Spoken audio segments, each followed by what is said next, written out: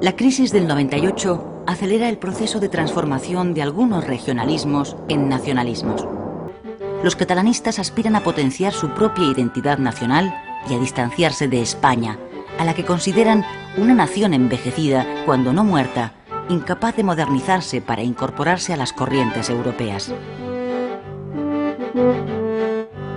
Así surge la Lliga Regionalista de Cataluña, un partido catalanista de centro-derecha que dominará la política catalana durante las 2 primeras décadas del siglo XX. Prat de la Riba y Francesc Cambó son sus líderes más destacados. Los más perjudicados por la crisis de 1898 fueron los empresarios catalanes, que llegaron a perder el 20% de la exportación del textil y el abastecimiento de azúcar y café para sus tiendas y sus fábricas. Responsabilizaron de ello a Castilla, a la que consideraban que estaba retrasada culturalmente, técnicamente y económicamente, y aparecieron una serie de tópicos en contra de los castellanos. A las criadas las consideraban mentirosas y ladronas, y a los hombres unos vagos y comedores de garbanzos. Asimismo, consideraban las corridas de toros como una costumbre bárbara y anticuada. Desde ese instante empezaron a llamar despectivamente a los inmigrantes charnegos. Como ya vimos en temas anteriores, la patronal catalana protestó ante los nuevos impuestos que quería poner el ministro de Hacienda, Raimundo Fernández Villaverde, y propusieron como alternativa para aumentar los ingresos la disminución de los gastos militares y de la burocracia madrileña. Pidieron como compensación al gobierno de Madrid la apertura de nuevos mercados para los catalanes en Sudamérica y en Marruecos. Todas sus protestas, así como la defensa de sus intereses, las canalizaron a través de la fundación de un nuevo periódico que se llama La Veu de Catalunya, La Voz de Cataluña, que fue fundado el 1 de enero de 1899. Pero dentro del mundo nacionalista catalán estaban divididos. Por un lado la Veu de Catalunya y por otro lado la Reinacença, que eran partidarios de ningún tipo de diálogo con Madrid, mientras que la Veu de Catalunya sí que quería negociar y participar en los gobiernos de Madrid. Así, el 3 de septiembre de 1899 fundaron el Centre Nacional Català, que estaba formado por intelectuales del Ateneo, muchos de ellos ya estaban en sectores de Unió Catalanista, de diferentes ideologías, y ellos se conformaban con un regionalismo siempre que satisficieran las reivindicaciones de Cataluña. El 25 de abril de 1901, el Centre Nacional Català y la Unió Catalanista se aliaron y fundaron la Lliga Regionalista de Catalunya, dirigida por Prat de la Riba y Francesc Cambó. Este nuevo partido integró a parte de la burguesía y a los intelectuales. Su objetivo era participar en la vida política española. La Lliga la podemos calificar como nacionalista, conservadora, industrialista y no dinástica. En abril de 1900, el gobierno de Silvela se remodeló. Desaparecieron 2 ministerios, el Ministerio de Ultramar, lógicamente tras la pérdida de las colonias, y el Ministerio de Fomento, que se dividiría en 2. Por un lado estaría Agricultura, Industria, Comercio y Obras Públicas, e Instrucción Pública y Bellas Artes, otro ministerio. A pesar de que la oposición regeneracionista no pasaba por su mejor momento, como ya vimos en clases anteriores, cuando Joaquín Costa abandonó Unión Nacional, la huelga de los comerciantes fracasó después de 2 meses sin recibir ningún ingreso y que en ese verano desapareciera la Unión Nacional, a pesar de todo esto, en octubre de 1900 Silvela dimitió. Las razones de su dimisión se deben a discrepancias dentro del Partido Conservador, por la presión de los empresarios, por la subida de impuestos y por las leyes laborales que ese gobierno dictaminó, y por la oposición al matrimonio entre la infanta María de las Mercedes con Carlos de Borbón. La regente tendría que haber llamado, según el sistema de alternancia, a Sagasta, pero no era viable, ya que éste se opondría totalmente a este matrimonio, y acudieron nuevamente como un gobierno, dijéramos, provisional al general Azcárraga. En este mismo patio de butacas del Teatro Español de Madrid, que hoy parece reposar, sereno e indiferente, a la espera de su próxima representación, se producía la noche del 30 de enero de 1901 uno de los más sonados escándalos de la historia de nuestra dramaturgia. Benito Pérez Galdós, canario tranquilo y discreto, estrenaba esa noche Electra, una obra que se convertiría en un inesperado catalizador del descontento generacional, fermentado al amparo de todos los desagravios y frustraciones noventayochistas. Gritos contra el clero y la monarquía fueron proferidos por riadas de exaltados que paseaban al autor manifiestamente superado a hombros por los aledaños de la Puerta del Sol, mientras se entonaban la marsellesa o el himno berriego. Los disturbios acompañaban a la puesta en escena de la obra allá donde se representaba. Pero, ¿cuál era el mensaje que supuestamente transmitía este texto para terminar provocando a su paso semejantes reacciones? En 1901, cuando se estrenó en este mismo teatro, en el Teatro Español, el 31 de enero, produjo, como se sabe, una hecatombe, de tal manera que el público se levantó en medio de la representación gritando contra la Iglesia y concretamente contra los jesuitas, y además hizo, por una serie de circunstancias del momento, el caso de una niña a la que habían hecho dejar una gran fortuna y un matrimonio y meterse monja, que luego se llevó a los tribunales, y por todas estas situaciones, el caso es que hizo caer un gabinete de gobierno, y el gabinete siguiente, el que lideraba Sagasta, se llamó de hecho Gabinete Electra. Ramiro de Maeztu, con pistola, junto a Baroja y Azorín, aparecieron el día del estreno aquí, porque se había dado caso de la hija de una viuda bilbaína de Posibles, que la chica con 15 años se fue a hacer ejercicios espirituales con los jesuitas. Y se ve que el jesuita de turno le comió el coco para que la niña se quedara dentro del convento. Y la madre dijo que no, la bilbaína dijo que no, que la niña ya la tenía comprometida y que de monja nada. Además, eran una familia de Posibles. Litigaron y hubo un gran escándalo en la prensa y todo eso. Y el día, y Galdós parece ser que se inspiró en este hecho para escribir Electra. Pues el día del estreno, Maeztu, Baroja y Azorín la armaron, ¿no? La armaron. Hay un momento que Máximo, que es el que representa el progreso, la ciencia y tal, me zurra, me da. Y en ese momento saltaron diciendo abajo los jesuitas, y los jesuitas no se nombran para nada en esta función. ¡Que Dios te confunda! ¡Maldito! ¡Maldito seas 1000 veces! El ambiente estaba muy tenso, con los católicos haciendo campaña. Y este ambiente se reforzó con la llegada de muchos frailes franceses que huían de Francia. ¿Por qué los frailes franceses huían de Francia? Porque su gobierno había roto el binomio Iglesia-Estado y había declarado la enseñanza pública, laica y obligatoria. En esos momentos, en este ambiente tan crispado, en diciembre de 1900, se destapó el caso de Adelaida Dubau. Adelaida Dubau tenía una hija, eran de familia rica y católica, y su hija se fugó de casa para ingresar en el convento de las esclavas del Sagrado Corazón de Jesús, por consejo del jesuita Fernando Cermeño. El acto era ilegal, ya que la niña era menor de edad. En estos momentos la mayoría de edad estaba en 25 años. Entonces su madre acusó al jesuita y a las monjas de querer quedarse con la fortuna, ya que ella era viuda y su hija no tenía otra hija. Fue a juicio y los abogados eran ilustres. Por parte de la defensa era el republicano Nicolás Salmerón y por parte de las monjas era Antonio Maura. Parece ser que Benito Pérez Galdós se inspiró en este suceso y el 30 de enero de 1901 estrenó en el Teatro Real Electra. La trama de la obra era la siguiente. Una joven rica y huérfana, acogida por su tía, conoció a un joven que quería casarse con él.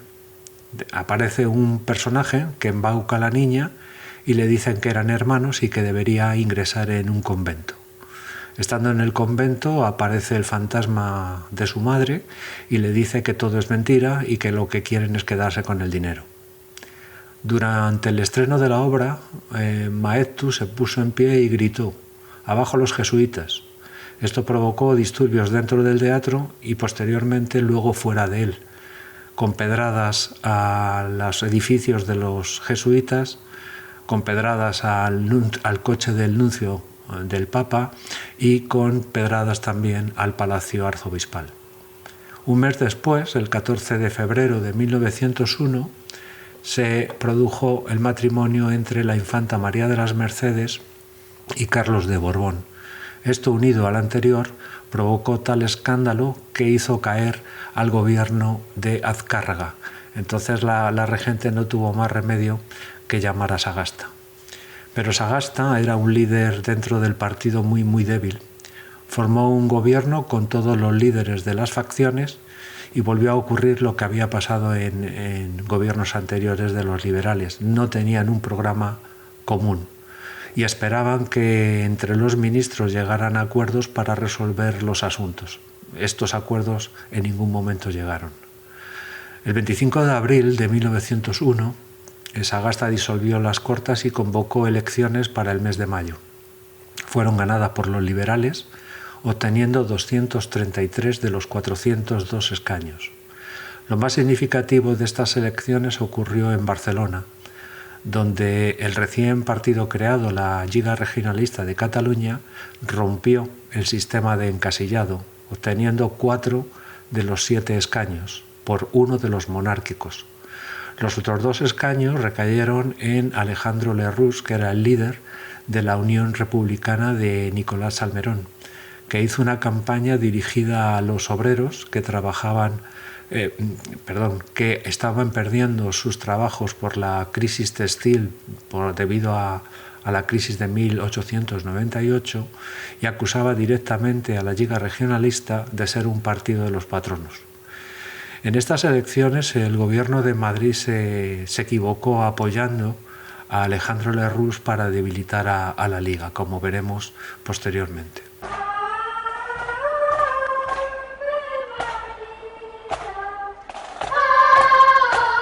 La Iglesia Católica, que continúa teniendo un estatus legal privilegiado con el Estado, llega al siglo XX habiendo recuperado de manera espectacular su presencia pública y su influencia en la sociedad española. Pero el Partido Liberal, receloso del poder que ha vuelto a adquirir la Iglesia, decide introducir en su programa político el anticlericalismo de la tradición progresista. Acusa a la Iglesia de estar impidiendo el progreso del país, de predicar la resignación a los pobres y de haber bendecido la última guerra colonial. Los liberales sostienen que para que España pueda llegar a equipararse a Europa es imprescindible cortar los lazos entre la Iglesia y el Estado e instaurar un sistema moderno y laico. El gobierno de Sagasta tomó las siguientes medidas para eliminar los privilegios eclesiásticos: sometimiento a las leyes del Estado, recorte en los presupuestos a las órdenes religiosas, mejores salarios para los curas párrocos y una reforma del concordato. Estas medidas eran consideradas por los integristas católicos como una política anticlerical. El concordato se llevó a las Cortes y se debatió fuertemente sobre 3 artículos. El artículo 29 decía que las órdenes religiosas de San Felipe Neri y San Vicente Paúl podían establecerse en cualquier lugar siempre que fueran autorizadas por el obispo para realizar misiones, ejercicios espirituales, asistir enfermos, hacer obras de caridad, entre otras cosas. Esto dejaba margen al gobierno para poder legislar sobre el resto de las órdenes, ya fuera tolerándolas o prohibiéndolas. El artículo 30 ponía una limitación a las órdenes religiosas femeninas dedicadas a asistir a enfermos, a hacer obras de caridad, a educación, para que la entrada de monjas no que no tuvieran asegurada la entrada de monjas que no pudieran subsistir por sí mismas, lo que se llamaba la dote de la monja. Y el artículo 43 decía que en disciplina de la Iglesia primaba el derecho canónico sobre el derecho civil. Y en caso de duda, decía el artículo 45, se debería llegar a un acuerdo entre el Papa y el Rey. La conclusión después de estos debates fue que o se negociaba la reforma del concordato o se elaboraba uno nuevo. Los republicanos de izquierdas y los liberales anticlericales se oponían a negociar nada con Roma, ya que eso supondría un reconocimiento de cierta soberanía de Roma sobre los españoles. El 19 de septiembre de 1901, el ministro de Gobernación, Alfonso González Lozano, elaboró un decreto en el que se daba un plazo de 6 meses a las asociaciones religiosas para que se inscribieran en el registro de asociaciones de los gobiernos provinciales, cumpliendo los requisitos de la Ley de Asociaciones de 1887, que decía que obligaba a la entrega a las asociaciones de 2 ejemplares de los estatutos donde constara el domicilio legal, la denominación y objeto de la asociación, así como la forma de administración y los recursos con los que contaba dicha asociación. La respuesta del nuncio, Aristide Rinaldini, fue pedir tiempo para determinar qué asociaciones estaban concordadas y cuáles no. 3 meses después se envió a Roma un proyecto de reforma del concordato donde los 2 puntos más conflictivos eran la reducción del presupuesto del culto y clero y aclarar la situación jurídica de los frailes y las monjas. La respuesta de Roma fue negarse a negociar hasta que no se derogara el decreto de septiembre. Lo que realmente quería Roma era ganar tiempo. Visto que no había respuestas, en marzo de 1902 Sagasta se cansó y aprobó el decreto del ministro de Gobernación. Un mes después, España negoció con Roma un acuerdo intermedio: no disolver las órdenes que no estuvieran inscritas en el registro. Esta medida provocó una crisis de gobierno, dimitiendo el ministro de Agricultura, el señor José Canalejas. La modernización y el desarrollo económico de España a finales del siglo XIX tuvo en el sector bancario un factor principal.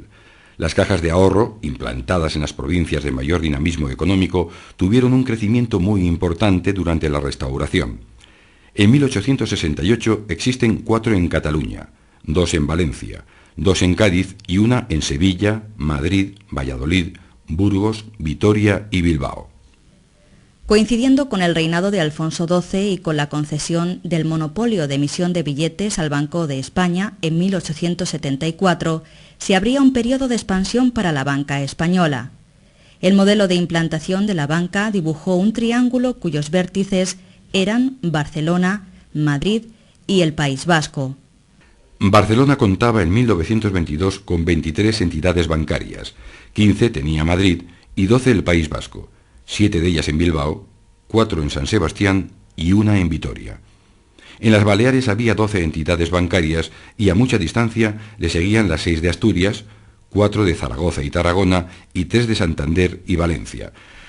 La expansión territorial de la banca española continuó por un número mayor de provincias que contaban con una sola entidad bancaria. Casi $500,000 he sacado por la venta del negocio. Aquí están los libros y la liquidación.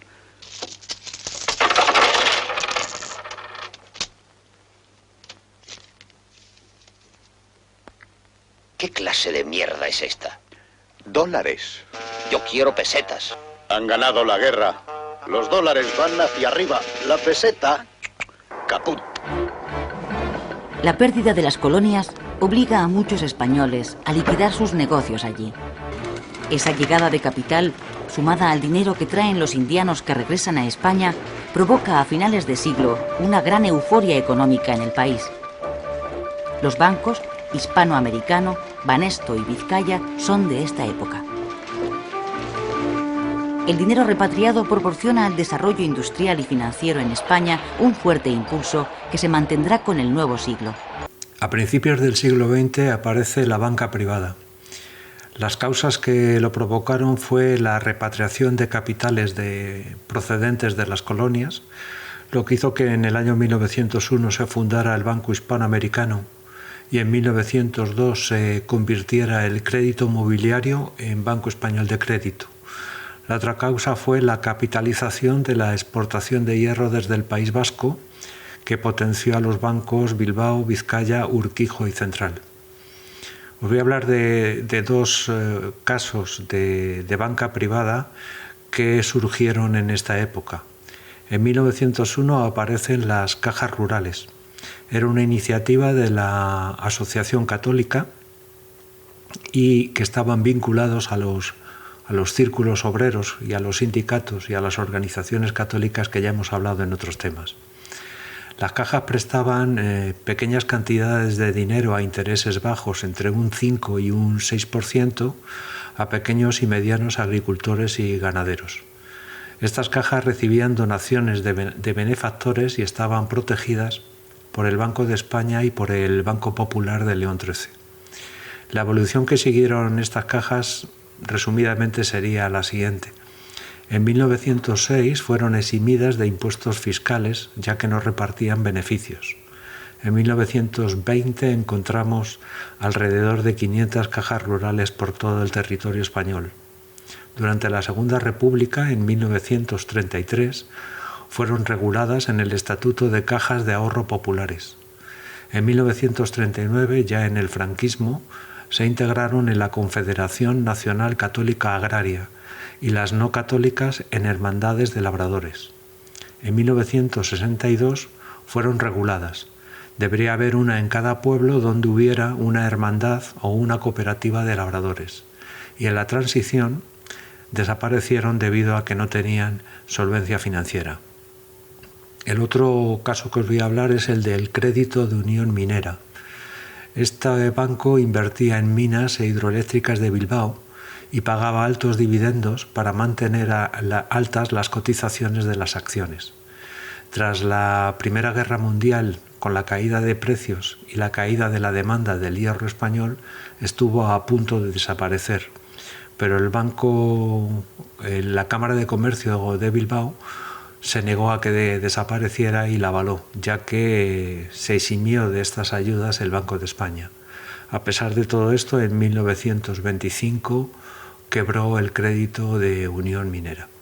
María Cristina supo conservar la corona que recibió en la tumba de su esposo y transmitirla a su hijo 16 años después. Y no solo eso, sino que dignificó la monarquía, la dio un nuevo prestigio, la hizo más fuerte. Los temores que muchos sintieron por la suerte de la institución cuando murió Alfonso XII no existían en absoluto cuando Alfonso XIII llegó a la mayoría de edad. En mi opinión, el respeto escrupuloso de la regente al orden constitucional, su acomodación excelente a la alternancia en el poder entre partidos conservadores y liberales, incluso el primer sentido liberal que dio a la regencia tras la muerte de Cánovas, la dignidad y discreción con que ella ejerció el poder, creo que contribuyeron, continuando lo que ya había hecho Alfonso XII, a devolver a la corona en España un prestigio que sin duda había perdido, pongamos, entre 1808 y 1868. Y eso es lo que yo creo que merece la pena destacarse de su actuación. Al terminar hoy la regencia que fue llamada por la Constitución, en momentos de profunda tristeza y viudez inesperada, siento la necesidad de expresar al pueblo español la inmensa e inalterable gratitud que en mí dejan las muestras de afecto y adhesión que he recibido de todas las clases sociales. Al entregar al rey don Alfonso XIII los poderes que en su nombre he ejercido, confío en que los españoles todos le inspirarán la confianza y la fortaleza necesarias para realizar esperanzas que en él se cifran. Ruego a usted, señor presidente, haga llegar a todos los españoles esta sincera expresión de mi profundo agradecimiento y de los fervientes votos que hago por la felicidad de nuestra amada patria. Doña María Cristina escribió ella misma el último documento de su paso por la regencia. Sagasta era una vez más presidente del gobierno. Con él había iniciado la regencia y con él finalizaba. Las palabras que dirigió a la soberana en el último consejo que ella presidió junto a su hijo fueron en verdad emocionantes. Sagasta pidió a don Alfonso que el primer decreto que firmara fuese este. Queriendo dar a mi augusta madre un testimonio de entrañable afecto, vengo en disponer que durante toda su vida conserve el rango y honores de reina consorte reinante, ocupando por lo tanto en los actos y ceremonias oficiales el mismo puesto que hasta hoy o el inmediato siguiente al de la que fuera mi esposa, caso de que yo contrajere matrimonio.